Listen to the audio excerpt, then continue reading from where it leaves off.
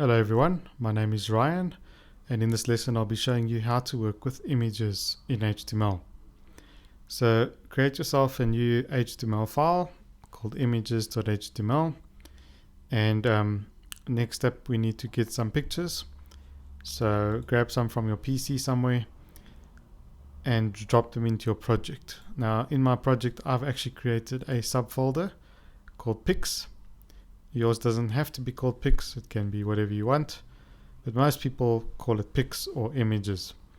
And then within that subfolder, just paste a couple of pictures.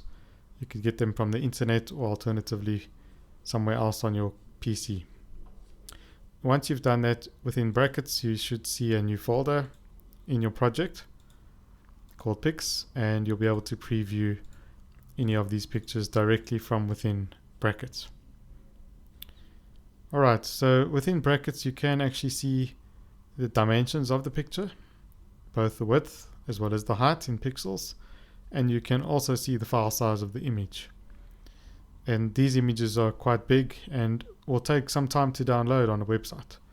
So the idea is we would want a way to get these images down in terms of their file size so that they will load much faster on the website. Anyway, let's see how do we add an image into our documents. Let's go to our HTML and we're going to use a tag called the image tag, which is img. Now img does not have a closing tag, but it does have some attributes which you need. So the first one is the src attribute, and that stands for source, and that pulls in the name of the file that we want to include. Now we need to either use an absolute path here or a relative path to the file that we want, and I would always recommend using a relative path rather than an absolute path. In that way, when you upload the files to the internet, it will work just as well as it does on your local machine. The last thing you want to do is start putting in a path like this that is somewhere on your computer, because then when it's on the internet it will not work correctly. Okay, so I'm going to choose a picture. So I'll just start typing the name of the subdirectory, and then brackets automatically gives me all the pictures that are included in my subdirectory. So I'm just going to go and pick one of them, and then I'll also need another attribute called alt, which stands for alternative text. And this is always going to be a description of what is inside the picture. Now the img tag is an inline tag.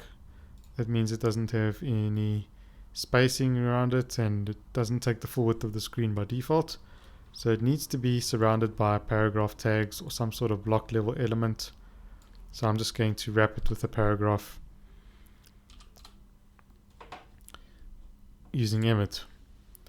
Okay, so now you can also hover your mouse over the src and you get a nice preview of the image, which is really nice.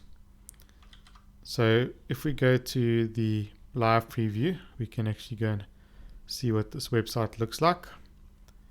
And there we go, I've got a heading and I've got a picture. Problem is this picture is very big in terms of physical width and height. So I need to reduce that width and height. So I can do this artificially within HTML by supplying a width property. And also I could supply a height property too. But if you do that, you're probably going to mess up the proportions of the image if you don't know what the correct ratio between width and height is. You see what I mean? It's now square and it looks very funny. So what we do is we just set one of the properties in HTML, and then the other one will automatically adjust to the correct proportions. So that looks much better now. But there's still a problem. The problem is that the file size of this image has not changed at all. In fact, if we go and look at this inside of brackets, you'll see that the physical dimensions are 517 by 700, and the file size is still 1.15 megabytes. So what we should do is we should resize this image using some sort of photo software such as Photoshop. A good alternative to Photoshop, if you don't feel like paying a fortune, is a product known as GIMP. And GIMP can be downloaded for free from gimp.org. I would highly recommend getting it. It is platform independent, so it works on Mac, Windows, and Linux. And it allows you to do layers and masking and all sorts of fancy features, even resizing images and so on. If you don't have any graphic software whatsoever on your machine, there is a really nice online package known as Pixlr. So if you go to pixlr.com, it's pixlr.com. And I would highly recommend this. It's actually built using JavaScript, HTML, and CSS, and it doesn't require you to install any software on your machine, and still allows you the full functionality of resizing images and working with layers and so on. So you don't have to sign up. You can just simply go and do the web app. So it's pixlr.com/editor if you want to bookmark it. And you'll see here we can create a new image, or we can open an existing image from the computer. So I'll choose that option, and I will go and open up my American, which is currently 1.2 megabytes, which is quite big. And we're going to resize it by going to the image menu and choosing image size, and changing it from 512 pixels wide to something a bit more realistic, like 300. Press OK, and then we can save the image. When you save the image, because you've actually reduced the dimensions of the image, it will take up less space. The other thing is, when you work with photographs, they typically are JPEG images, and a JPEG image is actually a compressed image, almost like a zip file. You'll see that when you save it, it gives you a little slider here called quality. And as you take down the quality, the file size decreases. So here it's giving me a estimated file size of what it would be when I actually save this file.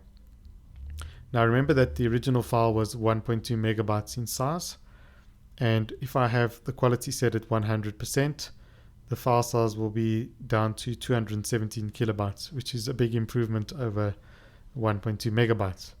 However, 200 kilobytes is still too big, and we ideally want to get it down below about 80 kilobytes.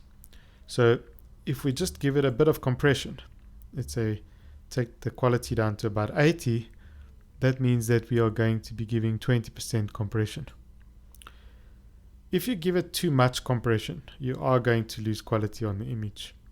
But up to about 20% should be good enough. And that will take it down to 33 kilobytes. Press OK. And let's overwrite that image. Okay, now if we go back to brackets, you'll notice that the physical dimensions have changed. And we may have to go in and again, I can't actually see the file size at this point, but it is, as we've seen, considerably smaller than what it was before. So now if I go back to my HTML, there's no need for me to include the width anymore, because I have already resized the image. So let us refresh, and now this is at a more reasonable width size. Now, even though you don't have to supply width and a height attribute, it is recommended. And the reason for that is so that when the page is busy loading, it keeps a placeholder at the correct dimensions of what the image is supposed to look like. In that way, it doesn't end up pushing all the rest of the content out on the page. So let's see, how do we determine what the dimensions of this image are? You can go to brackets and have a look at American. It's now 300 by 406. So then within the code, I'm going to add a width, and I'm going to add a height. What was it? 406, I think. Let's double check. 406.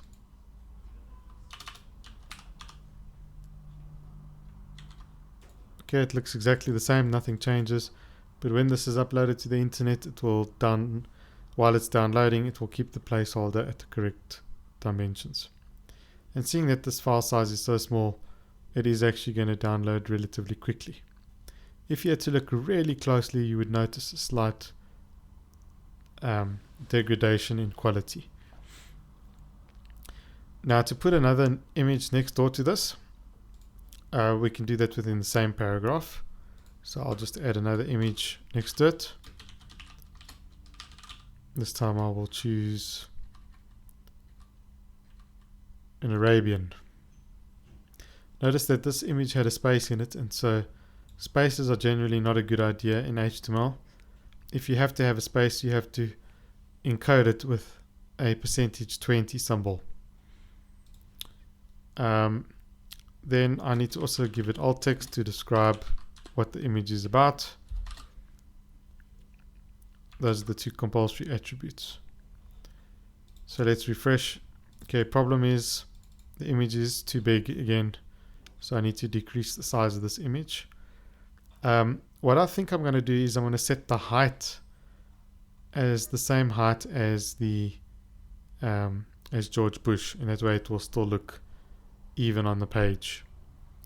So to do that, remember the correct way of doing it is to resize it using an online editor. So let us do that by opening that image and then resizing it. Sorry, that should rather be the image size, and I'm going to make the height 406, and the width will automatically adjust accordingly. Then I'm going to save it and also give it 80% compression, and there we go. Switch back to my editor, and now I've got it the same height, so it looks reasonable next to the other image. Later on we'll teach you how to increase the margin between the images using CSS, but for now that is how you add images into your document using HTML. Some other options in terms of attributes: you can add a title attribute. The title attribute is basically a little tooltip that pops up when you hover your mouse over the image. So let me show you what I mean by that. If I hover over George Bush, it gives me a little textual label, George Bush. If I hover over the Arab, it gives me a little textual label that says Arab. So if you like that idea, just add a title attribute into your image. Now, what type of images can we add to a web page? Well, I'll just put a little comment here so you know. We can put JPEG images, we can put PNG images, GIF images, BMP images, and vector graphics, which is SVG images. Those are the only type of images allowed on a web page. So I would typically suggest using JPEGs for photographs because they support up to 16 million colors, and they support the ability to add compression to the image. And then PNG images are good for little logos and little icons and things like that. They also support transparency, which gives them a good advantage, and they also support 16 million colors. And then the GIF images kind of have been replaced with PNGs, so I would suggest using PNGs rather than GIFs. But GIF does have the ability to support animation. So if you want 1 or 2 frames within an image that animate, then GIF is the way to go. One disadvantage of GIF is that it only supports up to 256 colors. Then BMP is a high quality image with no compression. It's a Windows bitmap file, but the problem with this file is the file size is too big to realistically use on a web page, so no one really does use it. SVGs, vector graphics, very nice to use on websites. The advantage of this is it's actually just a little text file made up of XML coding, so the file size is extremely small, and A vector graphic can also be resized as large as you want to without losing quality. So highly recommended for things like logos and icons and so on. Software that can create vector graphics, tools like InDesign or Illustrator from Adobe. And there are also free packages that you can download, like Inkscape. Inkscape can be downloaded. Let's just do a search for it. Inkscape.org. This is free software, which I like. And it allows you to go and create your own vector graphics. And you can also open up existing images and try and get them into vector graphics format using Inkscape. Another tool that I would like to recommend when working with images is a tool that will allow you to compress your files. So if we just do a search for compress JPEG, then it comes up, one of the top ones is tinyjpeg.com, tinyjpg.com. And this can also compress PNG files. So all you do is you drag your files that you want to compress onto this area over here, and then it tries to compress them a little bit further. So JPEGs typically also include textual information, so this tool can actually strip out that information and try and reduce the file size a bit more. So let's take, for example, the American file that I had previously. If I add it, it's currently 34 kilobytes. Let me just add it in here, and it's compressing it, and it's now taken it down to 3 kilobytes. Oh, it's taken it down by 3 kilobytes. So from 34 kilobytes down to 31, which is not a major difference, but it all helps. So now if I download that and then copy it back into my pics folder, I will have saved a little bit of size in my image. This makes a big difference on PNG images as well, so highly recommended to do this for all your images. So that brings us to the end of working with images in HTML.